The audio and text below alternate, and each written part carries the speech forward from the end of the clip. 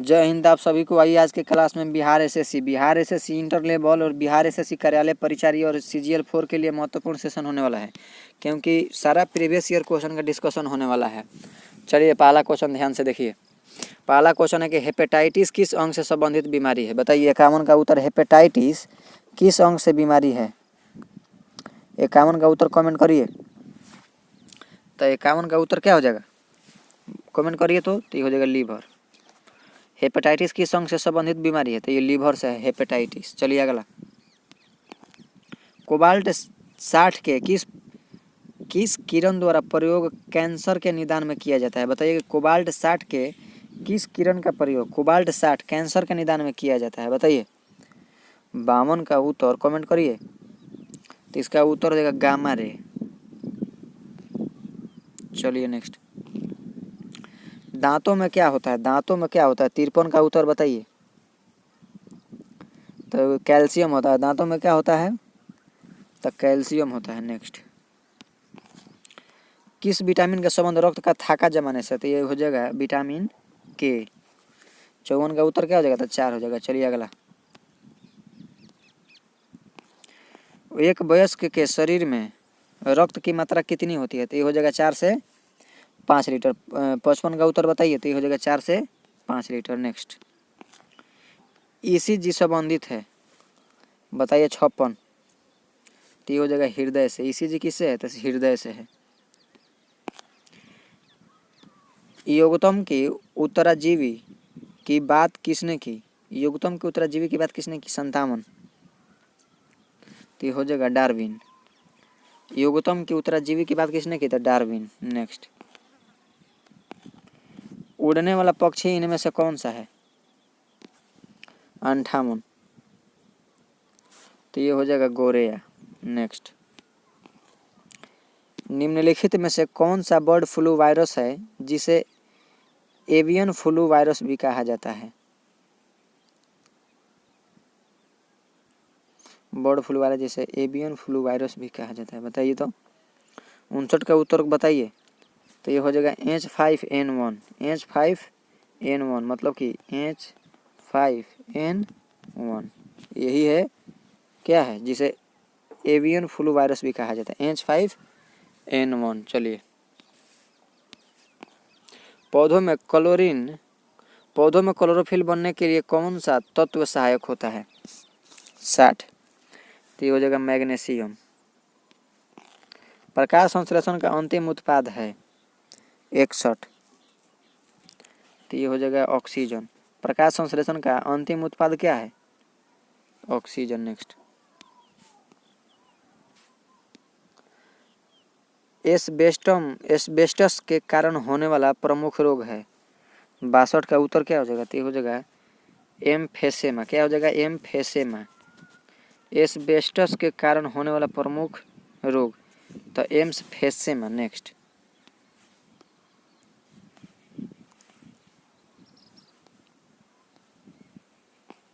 Insulin उत्पादित होता है 63। तो ये हो जाएगा पैनक्रियाज अग्नाशय द्वारा। इंसुलिन कहाँ से होता है? तो पैनक्रियाज अग्नाशय द्वारा। 2011 में बिहार से पूछा है। चलिए। मनुष्य के शरीर में पैरों की हड्डियां हैं। मनुष्य के शरीर में पैरों की हड्डियां हैं, बताइए। 64 का उत्तर कमेंट करिए। तो ये हो जाएगा फिबुला तथा टिबिया। कहाँ आती? पैर का हड्डी है। चलिए नेक्स्ट। विटामिन ए की कमी के कारण होता है, कमेंट करते चले। सारा क्वेश्चन इंटर लेवल और बिहार एसएससी कार्यालय परिचारी और सीजीएल 4 के लिए महत्वपूर्ण होने वाला, क्योंकि वही क्वेश्चन का हम प्रैक्टिस कराते हैं जो प्रीवियस ईयर में पूछा गया रहता है। अगर आपका एग्जाम में अच्छा स्कोर करना है तो हमारा एक वीडियो को 2 बार जरूर देखिए और ध्यान से देखते चलिए और कॉपी पे नोट करते चलिए, ताकि एग्जाम में जाने के बाद कोई कन्फ्यूजन ना हो। विटामिन ए की कमी के कारण होता है, बताइए। 65 का उत्तर कमेंट करिए। तो इसका हो जाएगा नाइट फ्लाइंडनेस। विटामिन ए की कमी के कारण क्या होता है? नाइट फ्लाइंडनेस। नेक्स्ट। मानव शरीर में रक्तचाप नियंत्रित होता है, बताइए। 66 का उत्तर कमेंट करिए। तो हो जाएगा अधिवृक्क ग्रंथि से। नेक्स्ट। निम्न में से कौन सा एक संरक्षित जीवमंडल का नाम नहीं है? 67 का उत्तर बताइए। तो ये हो जाएगा नंदा देवी। संरक्षित जीवमंडल का नाम नहीं है तो नंदा देवी नहीं है। 67 का उत्तर क्या हो जाएगा? 1 हो जाएगा। चलिए, इनमें कार्बोहाइड्रेट नहीं होता है, बताइए। 68 का उत्तर हो जाएगा विषाणु में कार्बोहाइड्रेट नहीं होता है, बाकी जीवाणु में होता है, कवक में होता है और पादप में होता है। बाकी वायरस में कार्बोहाइड्रेट नहीं होता है।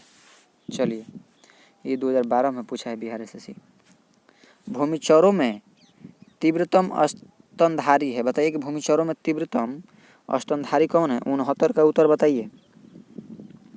तो हो जाएगा चीता। इनमें से कौन सा एक मादा लिंग हार्मोन है? मादा लिंग हार्मोन, पुरुष नहीं, मादा लिंग हार्मोन। चलिए, तो हो जाएगा प्रोजेस्टेरॉन। प्रोजेस्टेरॉन। बाकी एड्रेनलिन और इंसुलिन और मेलाटोनिन क्या है? तो ये पुरुष हार्मोन, लिंग हार्मोन है। क्या है इसका उत्तर? चलिए बता देते हैं, इसका हो जाएगा प्रोजेस्टेरॉन। चलिए नेक्स्ट। चलिए अगला क्वेश्चन देखिए। थायराइड निम्न अंग तंत्र का भाग होता है, बताइए। 71 71 है ना? हाँ, थोड़ा दिखाई नहीं दे रहा है। थायराइड निम्न अंग तंत्र का भाग होता है, बताइए। 71 का बताइए। तो हो जाएगा अंतःस्रावी। थायराइड निम्न अंग तंत्र का भाग होता है थायराइड, तो हो जाएगा अंतःस्रावी।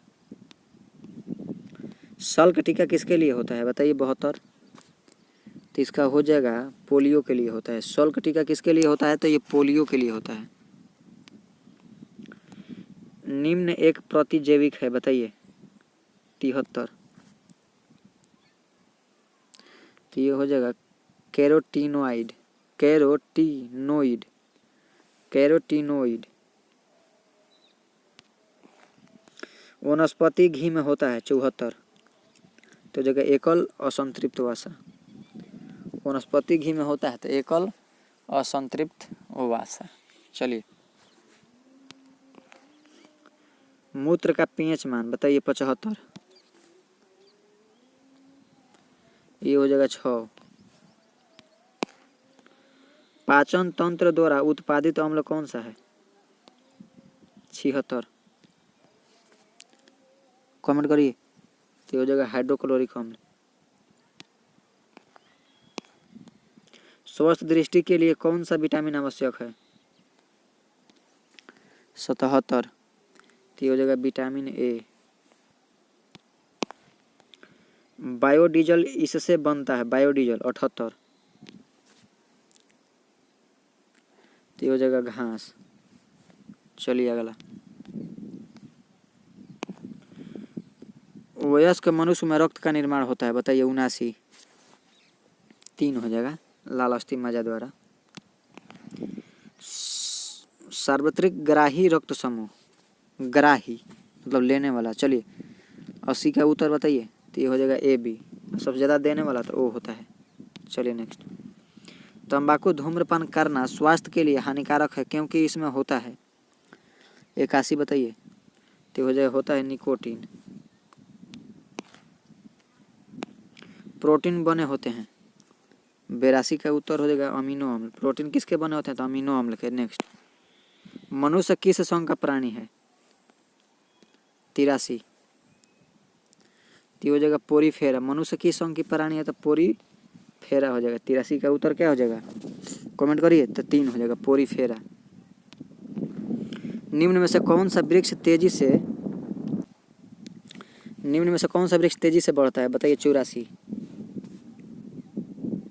तो हो जाएगा यूकेलिटस। यूकेलिटस। नेक्स्ट। एड्स का जीवाणु वायरस किसके विकास को प्रभावित करता है? 85। तो ये हो जाएगा 3। रक्त में टी सेल। एड्स का जीवाणु वायरस किसके विकास को प्रभावित करता है? तो रक्त में टी सेल। किसे? तो टी सेल। चलिए नेक्स्ट।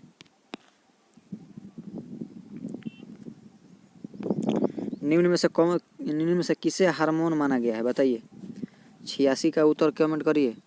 तो ये हो जाएगा विटामिन सी को क्या माना गया है? तो हार्मोन। 86 का उत्तर, एक मिनट ये हो जाएगा विटामिन डी को भी माना गया है, गलती सॉरी। निम्न में से किसे हार्मोन माना गया? तो विटामिन डी को हार्मोन माना गया। 86 का उत्तर क्या हो जाएगा? 4 हो जाएगा। नेक्स्ट, निम्नलिखित में से कौन सा अंग वसा को तोड़कर कोलेस्ट्रॉल बना देता है? 87 का उत्तर बताइए। तो ये हो जाएगा यकृत। वसा को तोड़कर कोलेस्ट्रॉल बना देता है।